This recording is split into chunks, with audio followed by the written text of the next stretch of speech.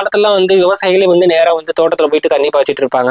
So இந்த மாதிரியான இப்போ ஆட்டோமேஷனுங்கிறது எதனால இந்த தேவைகள் வந்தது? ஸோ அதை பத்தி தெளிவா சொல்லுங்க. ஃபர்ஸ்ட் பிரச்சனை என்ன அப்படின்னா மேன் பவர் ரொம்ப டிமாண்டுங்க. அதாவது முன்னாலாம் வந்து தண்ணி கட்டிட்டு இருந்தாங்க, தண்ணி கட்டுறதுக்கு ஆள் இதெல்லாம் மேல இருந்ததுனால வந்து அவங்க டெய்லி வந்து ஆள் போட்டு பண்ணிட்டு இருந்தாங்க. இப்போ வந்து ஆள் அந்த அளவுக்கு தண்ணி கட்டுறதுக்கான ஆள்கள் கிடையாது.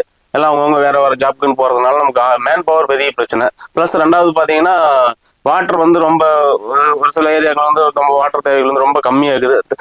விவசாயத்துக்கு அதிக தேவையான தண்ணீர் கிடைக்கிறது இல்லை. அப்படிங்கிறப்ப சொட்டு நீர் பண்றப்ப உங்களுக்கு வந்து தண்ணி குறைந்த தண்ணியில வந்து அதிக விவசாயம் பண்றதுனால ட்ரிப்புக்கு பண்றாங்க. பிளஸ் அதுல வந்து நம்ம வந்து ஆட்டோமேட்டிக்கா வந்து அவங்க கேட் வாலியும் பண்ண தேவையில்ல, இருக்கிற தண்ணியை ஈஸியா ஸ்ப்ளிட் பண்ணி அந்தந்த பயிர்களுக்கு வந்து ஒரு நாளைக்கு ஹாஃப் அன் அவர் இந்த கேட் வாலுக்கு, ஹாஃப் அன் அவருக்கு அந்த கேட் வாலுக்கு அப்படின்னு சொல்லி நம்ம பிரிச்சு துல்லியமா கொடுக்கணும். அப்படின்னா நம்ம ஆட்டோமேஷன் போனா மட்டும்தான் உங்களுக்கு அந்த வேலைகள் வந்து தெளிவா நடந்துட்டு இருக்கும். அந்த இடத்துல நம்ம ஒரு மேன் பவரை நம்பணும் அப்படின்னா அவங்களால வந்து துல்லியமா ஃபாலோ பண்ண முடியாது. Okay okay. அதாவது வந்து தண்ணி தேவை கம்மியா இருக்கிற ஒரு காரணம், பிளஸ் வந்து ஆட்கள் பற்றாக்குறையினால மெயினா இந்த ஆட்டோமேஷன் வந்து பயன்படுது. ஸோ இந்த ஆட்டோமேஷனை எவ்வளவு தூரத்துல இருந்து ஆப்ரேட் பண்ண முடியும் நம்ம?